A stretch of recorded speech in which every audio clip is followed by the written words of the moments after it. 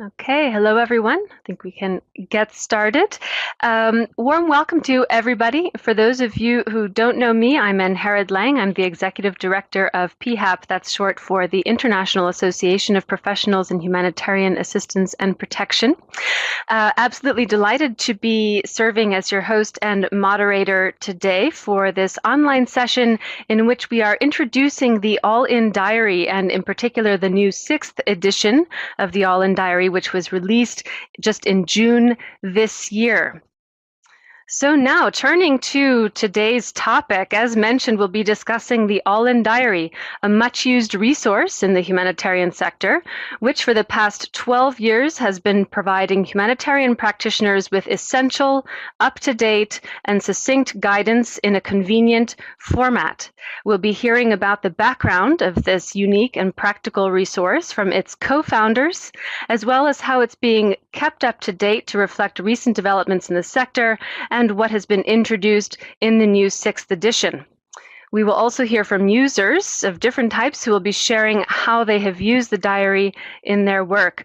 And we're particularly excited at PHAP to be hosting this event today and introducing the All-In Diary to the broader PHAP community, because as you have probably seen through our various email announcements and social media over the last couple of months, following the publication of this new 6th edition of All-In Diary, the management and operation of All-In Diary is transitioning to become a part of PHAP and a project of PHAP. The mission and the approach developed over these 12 years of All-In Diary, which emphasizes ease of accessibility, a solid basis in cross-sector practice, are directly in line with PHAP's own aims as an association of practitioners seeking to continuously reinforce the effectiveness of humanitarian work in the face of new challenges. So we're really proud and honored to be able to take on this project and take it forward into the future with more revisions to come and even greater dissemination to colleagues across the world, and to engage not only the peer reviewers and contributors who have been working on All-In Diary over the past 12 years in the continuous improvement of the resource, but also to engage others in the broader humanitarian community through PHAP's activities who may not have been aware of the All-In Diary resource, but who may have, we hope, something to add.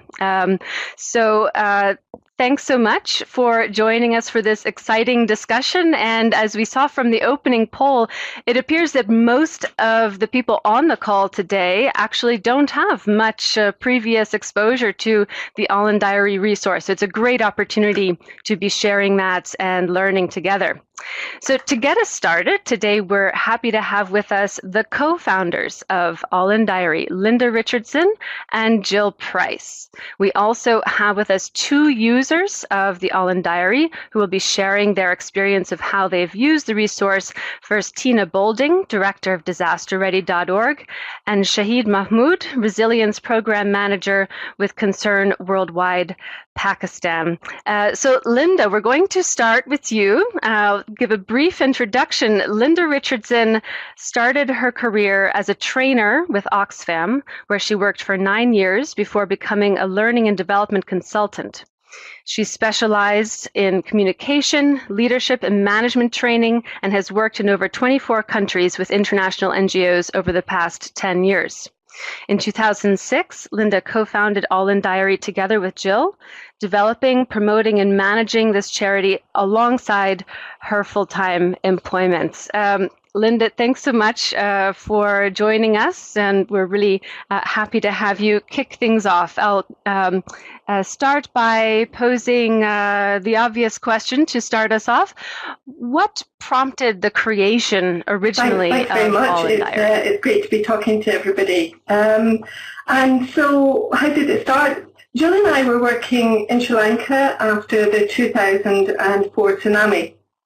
And there was a lot of chaos amongst the wide range of groups who were trying to help there. And there were 2 particular key issues that we recognized. One was that international humanitarian workers are experts in their own field. So water and sanitation engineers knew all about emergency water supplies and latrines, but didn't necessarily understand the issues around child protection or psychosocial needs, and often knew very little about Sri Lanka. And this limited their ability to be really effective. And the second factor is that the largest number of responders in emergencies are local. And they know obviously a great deal about their own country and how it works, but not necessarily aware of the wealth of good practice standards and guidelines which exist internationally. This meant that it was difficult for international and national workers to work effectively together. Add to this the fact that people don't have time to read a lot, to read manuals in the middle of an emergency. So we came up with the idea of All-In Diary with the aim of providing quick and easy access to a whole range of essential humanitarian good practice, and to do that in a clear, concise, practical format. Excellent, thank you. And clearly the idea did take hold. But a follow-up question, because I suppose that with the aim of providing that kind of curated content, quick and easy access, you could have gone in several directions. Why choose the format of a diary? One was that access to internet and electricity can be very difficult during emergencies and when you're working in the field. So relying purely on digital online information was going to be restrictive. The other thing is we didn't want to produce just another manual for the office shelf. People still use notebooks in the field, so we integrated these information pages into an undated diary to make it practical. Excellent, thanks. And I guess it also means it's a book, it's an object that goes with people wherever they go, and is always on hand, which is a useful feature as well. But apart from it being in a diary format, what other special features of All-In Diary would you highlight? Is the single page format. One of the things people said to Jill and I when we were in Sri Lanka was, in the middle of an emergency, I don't have time to read anything, just give me key points I need to consider today. So we produce one A5 page per topic. And what we do with that is just summarize all the key guidelines that are out there, but in just this summarized format. And there are 80 information pages in the 6th edition, so we cover all essential areas. So that's one of the key things, is keeping it to one page. But each page, there's levels of information. So if you do need to know more about cash-based assistance, then at the bottom of each page, we reference additional resources and web links. So there's levels of information that you can access. I think the other thing is that as well as being available in paperback as a diary, all the information is available digitally online, including all these referenced resources and web links. So the website is a one-stop shop, which I think is an important part of it. We also regularly have updated it over the 12 years, every couple of years. So I think these are some of the things that, for me, make it different. Absolutely. Yep. Thank you, and thanks to the team in the background for putting up those visuals. Very, very helpful as well.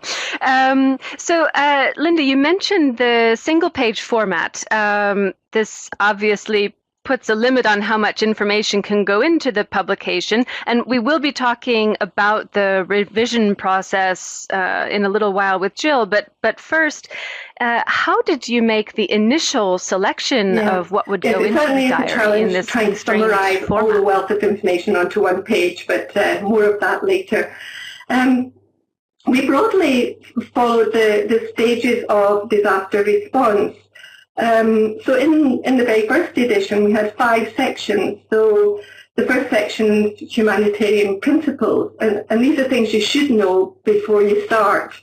The next section was disaster preparedness and response, which was more about the technical information across kind of range of topics. Then it went on to managing projects, working with communities, managing people. So we tried to think through, so that there was a sequencing that made sense when you were actually working in the emergency. It's now gone from 5 sections and 47 pages in our first edition to 10 sections and 80 pages in the 6th edition. But the same basic sequencing is still there. Okay, now that makes sense. So obviously you and Jill have both played critical roles in first establishing the idea and carrying it forward. But I know from our various discussions, it has been also, it's been a group process in many ways. I wonder if you could tell us a bit about who has been involved in both in creating and then iteratively revising. There's no doubt that we could not have produced 6 editions without the support, the advice, the input and the encouragement from many individuals and organisations. Jill and I have always maintained the final editorial control, but really, really important to have got input widely from the field. Most particularly, peer reviewers have been key. These are experts in their own fields who have supported and advised on all our updates. Secondly, just general feedback from the field. People like Shaheed have been great at getting in touch with us and giving us feedback on their experiences of using Online Diary in the field. But thirdly, we've increasingly been working with partner organisations, which has included Disaster Ready, and a range of organisations who've worked with us on translating Online Diary, producing country-specific versions, developing, testing mobile applications for our information pages, but particularly to raise awareness and to widen access to the information that's available. And so, yeah, the support from individuals and organisations has been essential. Yeah, absolutely. You mentioned translations. Could you tell us a bit about what's currently available in terms of editions in different languages? The translations into French and Spanish with the support of Bioforce and Kalu. They are about to be available, so as well as English, there'll be French and Spanish in the 6th edition. We have the 5th edition in Arabic, which is being widely used, and I think that Tina will say more about that. We've had 9 translations, 9 languages altogether. A lot of these, it's been very difficult to keep them up to date. But the ones that are up to date are French and Spanish and Arabic for the 5th edition. Great, thanks so much. I have one last question, and then I'll let you rest. But what has been the response from practitioners? Do you see evidence that humanitarians are using the diary in practice? The influence is continued to grow, and is recognised as one of the go-to guidance tools for humanitarian organisations and individuals around the world. And we know that by the number of web links and referrals that we get from around the globe. And so we're aware that it's used in 131 countries. Over 40,000 humanitarians access the website every year. And we believe over 20,000 hard copies are used in the field. So, and that seems to be continuing to grow. It's great to see so many unknown names that are on the participants here, but also a few familiar ones as well. So we just really want to extend the reach as much as we can. Fantastic. Thank you so much, Linda, and congratulations on all of your work and the commitment over the years. It's really an impressive result, and I know also from discussions with other practitioners and people in our network, really a highly valued resource. We're going to move on now to hear from Shaheed Muhammad to hear about how practitioners use the diary in practice. Shaheed Muhammad is currently working, as I mentioned, as Resilience Program Manager in Concern Worldwide Pakistan. He has experience of working for both governmental and non-governmental actors in both humanitarian and long-term projects funded by USAID, DFID, ADB, and UNHCR. We did have some difficulties with the connection, so just in case, we made a recording together with Shaheed, and we're going to play that recording now together with his slides. But I believe that Shaheed may be available to engage in the chat and possibly in the Q&A as well. But we will play it safe for now and hit play on these pre-recorded comments. So. I am Shaheed and I am the Humanitarian Program Manager in Concern Worldwide Pakistan. I am honored to be here today to speak about RM Diary and share my experience of using the diary in my professional work during last 1 year. In 2017, while I was surfing the net for some latest resources, I came across the RM Diary website, which I found very useful. After thorough review of the soft version of the diary, I ordered a hard copy of its 5th edition, and since then I am using the diary in my work. I would just like to give you some background information about the humanitarian context, its evolution, and the usefulness of the diary in consolidating all guidelines, principles, protocols, and standards relating to the humanitarian sector in a single but concise document.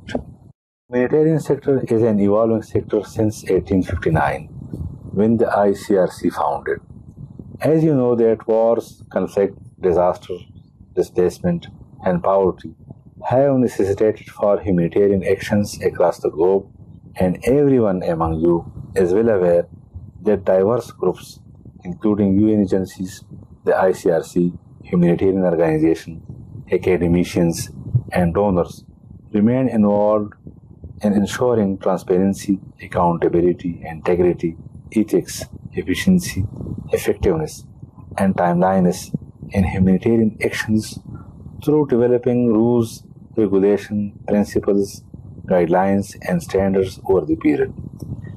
Different approaches have been developed and adopted to effectively manage projects, people, stakeholders, and assets in humanitarian actions. Hundreds of books, papers, reports, and analytical studies and many websites contains all materials in a scattered manner. It is not easy for humanitarian workers to access all resources in a given time. It is equally difficult to remember and refer to these resources in a quick and timely manner when needed. It is also a fact that humanitarian workers have less time to read and understand lengthy reports and books containing guidelines, SOPs, best practices during their work. During field activities, aid workers have limited access to such resources to refer to or understand the context in the light of guidelines and SOPs. It's impossible to carry large books with them during field operations. It's equally difficult to rely on soft resources in field due to limited or no internet connectivity or electricity to charge devices. In such difficulties and in such difficult circumstances, comprehensive tools like RM Diary is of immense help for aid workers. RM Diary is a central depository for aid workers. It contains very brief and concise information about all guidelines and best practices about humanitarian sectors. For example, the diary contains humanitarian principles, humanitarian frameworks, information about disasters, climate change, and conflicts. It contains sectoral guidance operational guidance, information about managing projects, managing stakeholders, managing people, and huge information about cross-cutting themes like old people, people with disabilities, women, children, protection, etc. RN Diary is very useful for aid workers because it is an organized tool to access resources, build capacities, improve humanitarian response. It is a central depository of all principles, guidelines, protocols, SOPs, standards. The diary is very user-friendly, handy, and easy to use in any condition, in office or during traveling or in field. It focuses only on essential guidance and let the readers to search details with the help of additional references. It is very helpful for managers, directors, trainers, facilitators, and resource persons to be abreast of and build capacity of staff and partners in the humanitarian sector. After using the diary, I found it very useful. It facilitated my work in so many ways. For example, with the help of the diary, I have access to all information guidelines in a single location. Previously, I have to surf various websites or purchase books.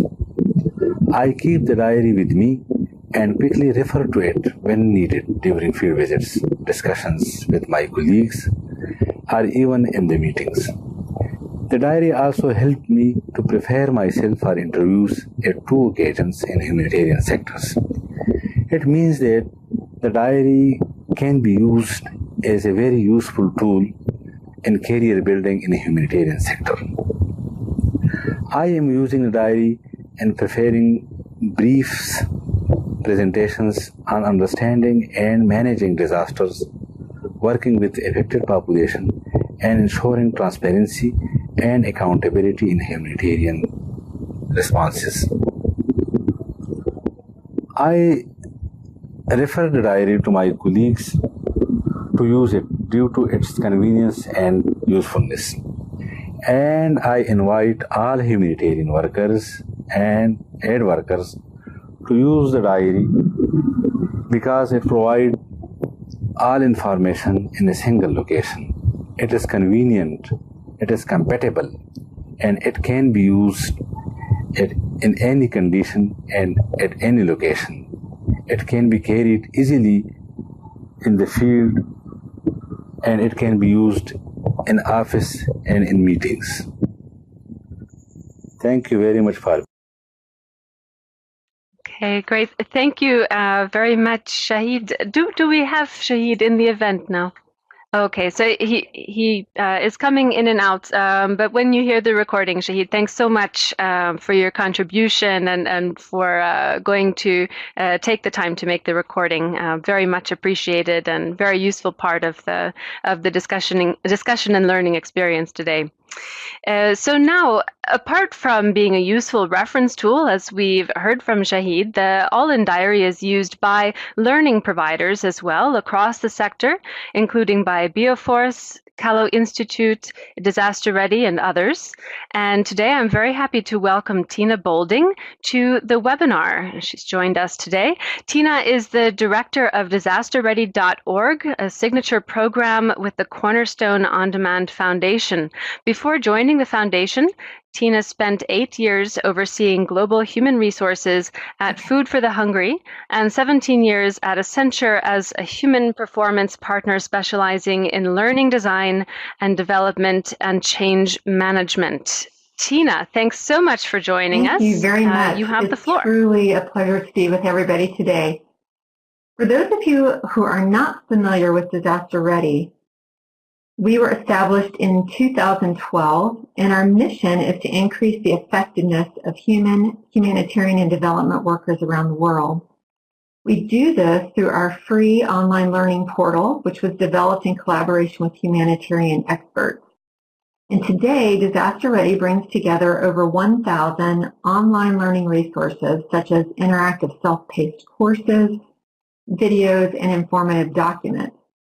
Our library covers essential topics like humanitarian principles, safety and security, and technical programs, to leadership, professional development, and certifications. And I'm pleased to say that includes PHAP certifications. Disaster Ready is provided in English, Arabic, French, and Spanish. And today we have 145,000 active learners from 195 countries. So with that background, I'm really excited to share 3 ways in which we have successfully utilized All-in Diary to accomplish our mission. The first way was to create a dedicated page featuring all the individual diary pages in one place. A toggle button in the banner allows you to easily switch from English to Arabic, and the 75 diary pages are organized by category, which allows learners to easily pick and choose the topics that are most relevant to them. These pages have really been a big success in Disaster Ready, and this is because they cover a wide range of topics and they provide a quick resource with essential information that's accessible from any device, tablet, or smartphone. And this allows humanitarian and development workers to really maximize their learning anytime and anywhere. The diary pages have been a popular resource in Disaster Ready, with a little over 28,000 learners launching All-in Diary pages since we made it available in May of 2017. The second way we have utilized All-in Diary is by integrating them into an online learning program called Investing in Syrian Humanitarian Action. This program aims to increase the capacity and effectiveness of aid workers in Syria and the region. And the All-in Diary pages are a key part of this program that contains over 150 learning resources provided in English and in Arabic. And we have found the All-in Diary resources are a helpful starting point for many staff who are new to humanitarian work, giving them an overview of key sector topics. The pages continue to be one of the top training items requested among the 15,000 learners in this one program. Our final goal for the use of the All-in Diary pages was to transform a few into short mobile courses, allowing learners to interact with the content from their smartphones. We selected 5 pages that were priority topics for aid workers from our Syrian online learning program, and we turned them into short courses designed specifically for smartphones and smaller devices. Each mobile course is available in Arabic and English. So let's take a look at a quick video demo of one of the courses.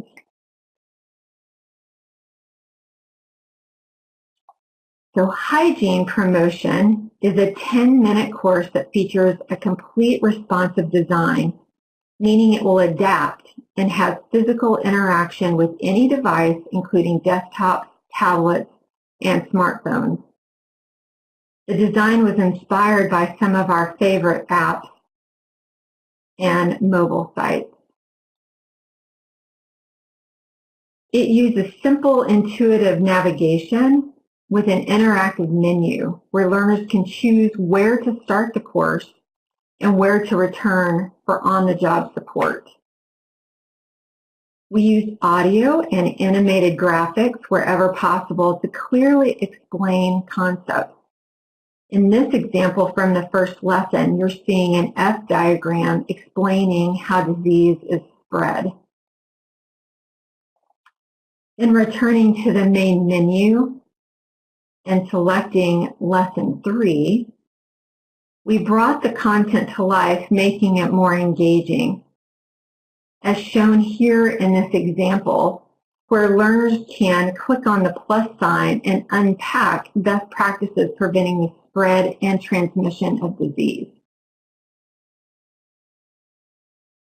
Because this was developed as part of our Syrian online learning program, all the images and photography were handpicked to relate to our audience in Syria and the region. This gives you a glimpse of what the mobile courses look like that we created from an all-in diary page. It was a wonderful opportunity working with Jill and Linda to make this happen. And that concludes my presentation. Excellent, thank you. It's inspiring to see both how popular the All-in Diary resource has been on Disaster Ready, but also to see how you and your team have been using some innovative ways to get that content out to people through different means and very interactive means and through mobile format, etc. We saw, I think, in one of the screenshots from your presentation, both English and Arabic versions, how much of the content from All-in Diary is available in Arabic through Disaster Ready? Well, all of it. It's edition 5, so hopefully in this next year we'll be able to get funding to translate edition 6 into Arabic, but right now all the diary pages are in Arabic from the 5th edition. Excellent. Great. So a few follow-up questions then for you, Tina. As we heard from Shaheed, the print and the online version of All-in Diary have been very useful, certainly in his case and to other practitioners in the field.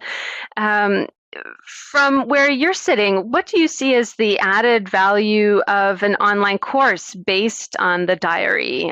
You mentioned the example of the 5 mobile courses that have been developed. And what evidence do you see of those courses being used? That's a great question. So I think, first of all, that the mobile courses really complement and just bring another avenue for people to be able to access information when and where they need it. And we're seeing more and more humanitarian and development workers utilize smartphones as a tool for data collection, learning, and other uses. So this provides them quick access, and it's done so in a little bit more of an engaging way. So we think that this helps retention a little bit more. And our evidence of its uses is that just for one of the mobile courses, so we'll take the needs assessment course, there have been 1,700 learners register for the English version of the needs assessment course and 654 in Arabic. And that's been in an eight-month period. And the content, as you saw from the demo, really allows people to come in and access. Let's say if there's 4 different sections, they access the section that they need at that point in time. So we see people coming in and out of the course, and certainly they can use it on the job as well. Wow, that's great. Thanks. So of the 5 courses, so you mentioned the needs assessment. I was going to ask which of the 5 was the most popular so far. Is it the needs assessment one? And if so, what is the second? What's the runner-up? It is the needs assessment course, but I'll tell you the titles of the other 4. So there's needs assessment, there's hygiene promotion, distribution of relief goods, gender, and remote programming. And I believe that the second runner-up would be remote programming. So those are the 5 titles that we have. Okay, very interesting. Yeah. Well, thanks a lot, Tina. We'll come back to you if we have some more questions coming in at the end. In the meantime, very much appreciate everything that you're doing to get the content out there, and we look forward to working together more in the future. So now we have looked at some of the ways that All-in Diary is used, and now looking to the future, would like to turn to how the diary is being kept up to date. So as I mentioned at the beginning, we also have with us Jill Price, co-founder of All-in Diary, together with Linda, to talk about the revision process. Jill has 25 years of experience in the international relief and development sectors and holds a master's degree in international development. She's currently working as a freelance consultant consultant, was formerly International Programs Director for Red R UK, and has worked for a variety of NGOs in managing projects and programs in Africa, Asia, and the Middle East. Jill, great to have you on the line. And let's see, we're going to start with an opening question for you to get things rolling. So now All in Diary is already in its 6th edition. How have you approached revising this resource? Okay. Firstly, thanks, Anne-Hara, for this opportunity, and hello to everybody that's online. So in terms of the approach to the review process, this latest review, the 6th edition, was triggered very much around some of the concerns emerging from the Syria crisis, around issues about displacement and migration in particular. And we were quite aware that some of those issues were not comprehensively covered in the previous edition. So that was really a focus on doing the update for the 6th edition, along with some of the policy changes that have come about following the World Humanitarian Summit. It was also part of our commitment in developing All in Diary, as Linda mentioned, this principle of updating it on a regular basis. I think also, as Shaheed's presentation highlighted, there are many, many excellent kind of resources out there in the sector, but one of the challenges is how to maintain and update those resources in response to kind of rapid changes and evolving needs in the sector. And that challenge was also one of the things that informed our decision to focus on one page per topic in the design of All in Diary. So in terms of the review process itself, we don't really have a blueprint for how we do that. It's fairly flexible. So we try to be very much responsive to what's happening on the ground. That means that some of the updates can be very comprehensive if there are significant changes or developments in the sector. So thinking about something like the initial humanitarian reform process, which impacted on lots of different aspects of the way humanitarian response is managed, that demanded a comprehensive update of the content. At other times, we might just do a light touch update, focusing on particular issues that are emerging. So in terms of the 6th edition, that's been fairly light touch. We've put a lot of focus on those issues of displacement, migration, protection, as I mentioned. But in every case, when we do the review and updating, we review all of the resources and websites that are listed on every page, because I think it's critical for users to have those pointers to the most up-to-date good practice and policy guidance. So those are some of the kind of main factors that come into play. No, absolutely. So you mentioned, and point well taken, that it is a flexible process. There isn't a blueprint, as you said, for updates, and the process itself is adjusted to the content needs and to developments in the sector. But in practice, when it has been identified that that changes need to be made, whether driven, as you mentioned, by the World Humanitarian Summit or by developments in a particular important context, can you give us a sense of what the process looks like when you set out to revise it? How does it work? The process varies a little bit depending on the topic, but generally, as a starting point, we reach out to our peer reviewers for an indication of any sections of the current content of the diary which they feel need updating. And we ask for their kind of guidance on the best source of information to guide that update. We're also informed by feedback from users So that may come in kind of spontaneously throughout the year, and we take note of some of the comments and suggestions that users give. So based on those indications, we draft the updates in-house and then send it back out to peer reviewers for a formal review. We find that in that way it puts less of an onus on the peer reviewers, and it enables us to maintain the kind of editorial control. We also ask that the peer reviewers consciously look at the linked resources and web links that I mentioned to ensure that what we're including are the most up-to-date and kind of guiding good practice. In terms of some of the kind of more specialist or technical topics like mapping or shelter and settlements, we have engaged with peer reviewers who draft the entire content of those pages, and then we edit them to ensure we've got the same sort of style throughout the diary.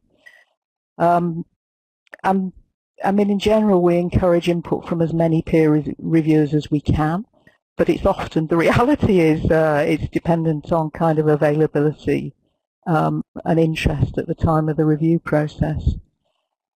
And in terms of our kind of commitment to maintaining the editorial rights, I think it's useful to explain the reason behind that. One of them is so that we ensure that the All-in Diary is independent, and this reflects feedback that we got in the very early days about the importance of maintaining that independence and not being seen as a voice for any particular agency. So we try to get a real spread of resources and inputs from practitioners working across all sorts of different agencies. And the other thing is we try to maintain the focus of the All-in Diary content on its use as a learning resource. So sometimes we have to tweak some of the content that's developed by others so that we can maintain that focus. I think the other point that's important to stress is that the All-in Diary is not intended to provide new guidance, new policies. It's a repository for existing policy and good practice. And what it aims to do is many of the things that Shaheed highlighted in terms of making it easier for practitioners in the field to access that information.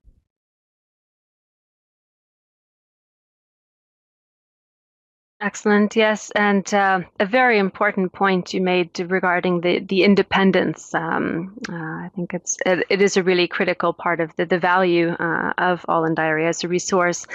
I'd like to move on to discuss specifically what are some of the main changes that have come up in the 6th edition. What do we have that's new or that had to be altered because of changes in our sector? I think one of the main changes is around what I mentioned in terms of drawing out much more specific guidance around displacement and migration.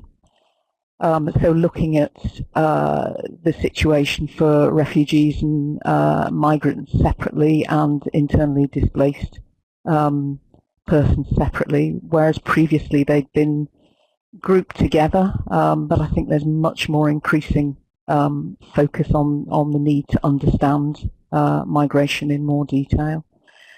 And linked to that, there's additional guidance on the status and rights of refugees, IDPs and migrants, and an introduction to new legal frameworks like the New York Declaration.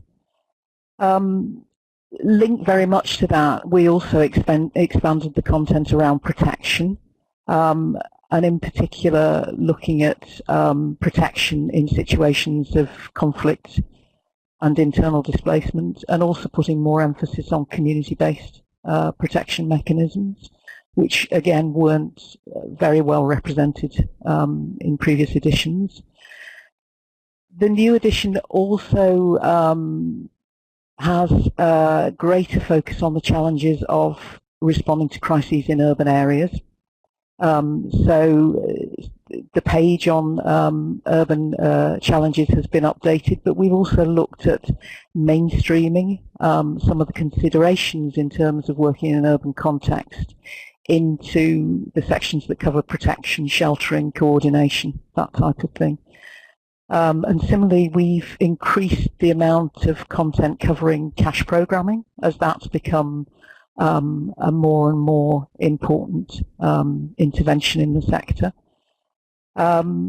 And then, as I mentioned, some of the outcomes of the World Humanitarian Summit have been reflected in the new edition. So we've incorporated additional guidance around working in partnership with local actors in particular, around changes in humanitarian coordination mechanisms.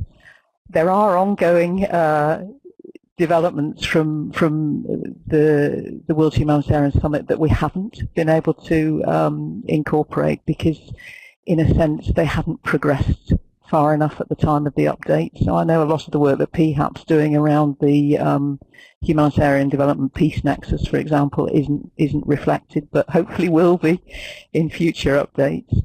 But we have included the new ADCAP standards around inclusion in relation to age and disability. There are references to the 2018 Sphere Handbook and the new gender marker. Both of those, the actual final publications are not yet complete, but we thought it was really, really important to take this opportunity to flag to people that they would be coming out. And I'm sure those pages again will need finalising at some later stage once the final standards are published. But I think that's probably a reasonable summary of the main changes.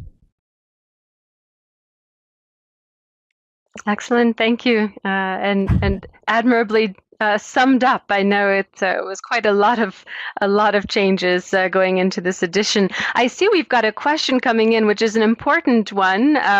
It's straightforward from Osman asking, how often is the process of review undertaken and why? What triggers it? So the review process, we aim to update it every 18 to 24 months. That was always one of our kind of underlying principles, that we would try to ensure that the content was as up to date as possible. As I mentioned, that period can be a little bit flexible depending on what's happening in the sector. But the updates are prompted partly by our own internal annual planning, so we schedule in those updates. But also prompted by feedback from users and peer reviewers. And then thirdly, by this process of scanning what's happening in the sector and whether there are major changes emerging. Right. Great. Thanks so much, Jill. So we have a little bit of time for questions. And we've had a few come in. I'm going to turn first to back to Linda and ask. So someone is curious to hear from your perspective over the last 12 years. What has been the most challenging aspect of creating and managing the All-in Diary? Okay, interesting question. There's been many challenges along the way, but I think one of the biggest challenges is that we wanted to produce a document that was appropriate to everybody who was working in a humanitarian response, whether they were UN, international NGO workers, or whether they were local first responders, first-timers. It also was making sure that it was relevant to people for whom English isn't their first language. So what we had to do was make sure that it was, I would say, academically robust enough for a lot of the international workers, while also being easy to understand and relevant if you were kind of new to the sector. That was, and to get that balance took a lot of hard work, and to earn the respect of both sides, as it were, or the full range. was a challenge.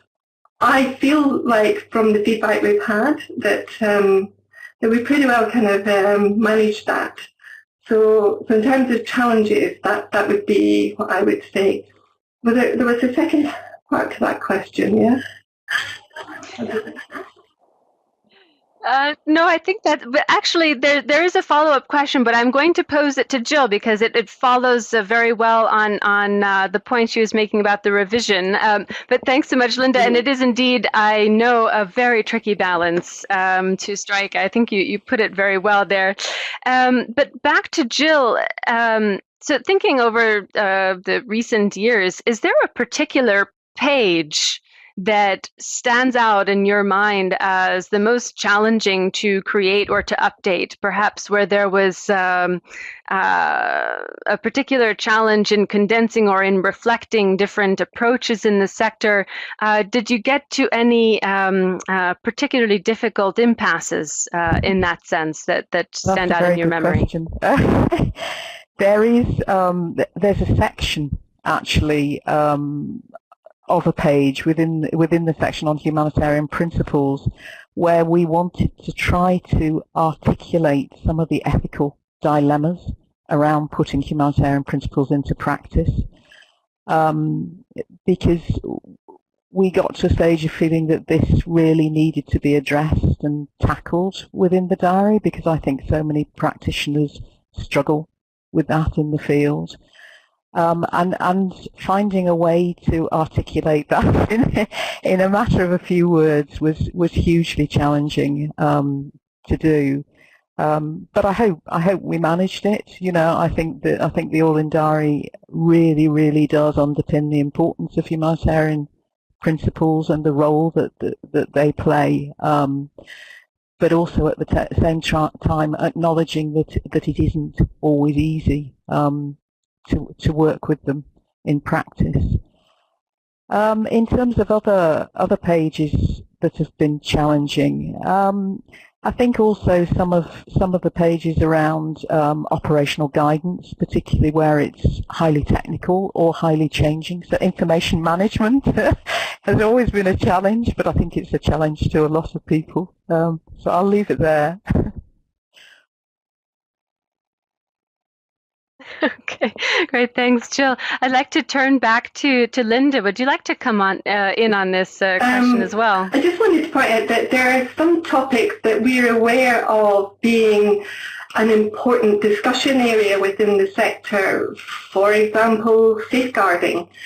But we haven't included it in the 6th edition because what we do is reflect what information is already out there in the sector, and there isn't enough of condensed information that we could reflect.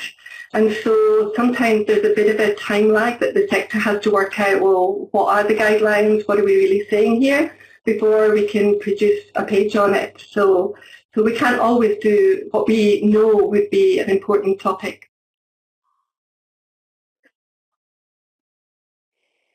Very important point. Thank you. Moving to Tina, a question came in.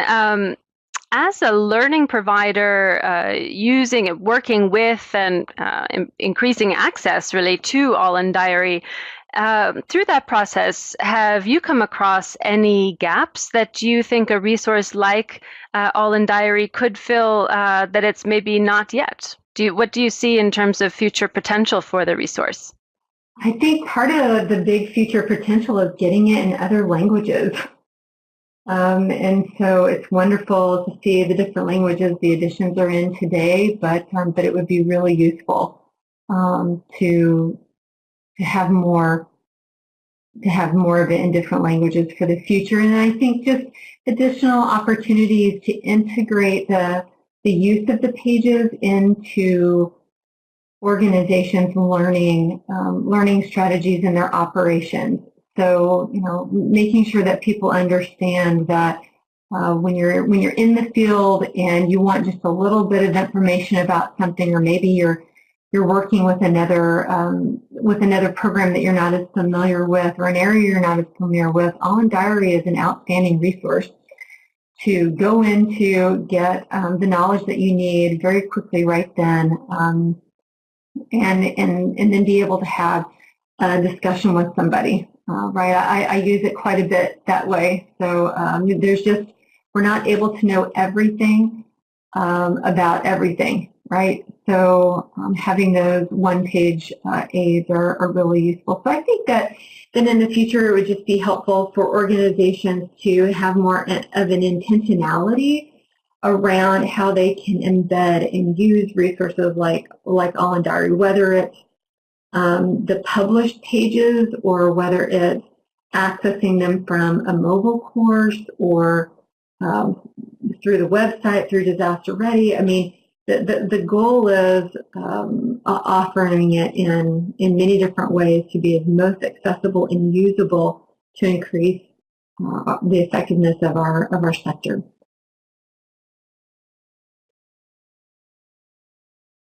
Great, thank you so much.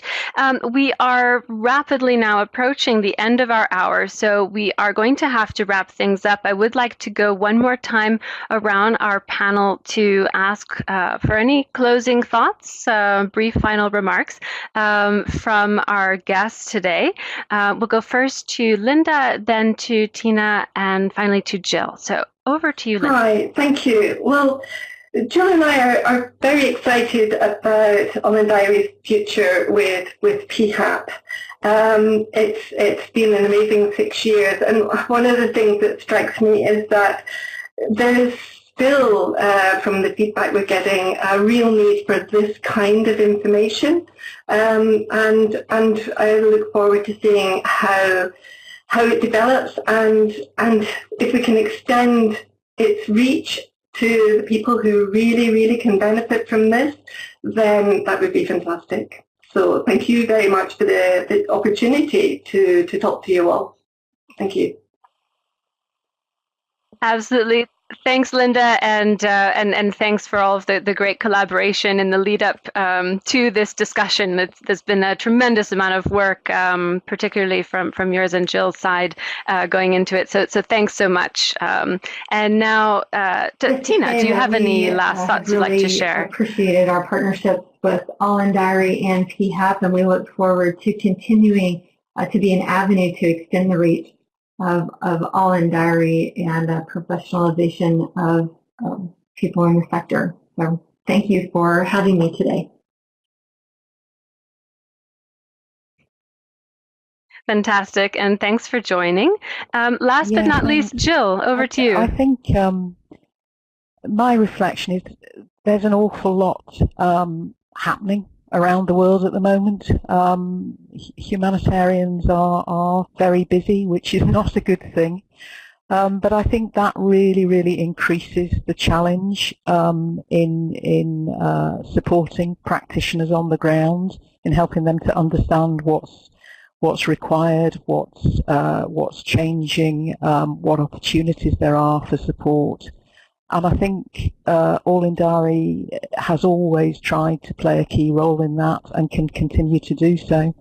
So I would just encourage people to engage with and support PHAP in maintaining it and taking it forward. And I'm interested to see how it evolves in the future, as I'm sure it will.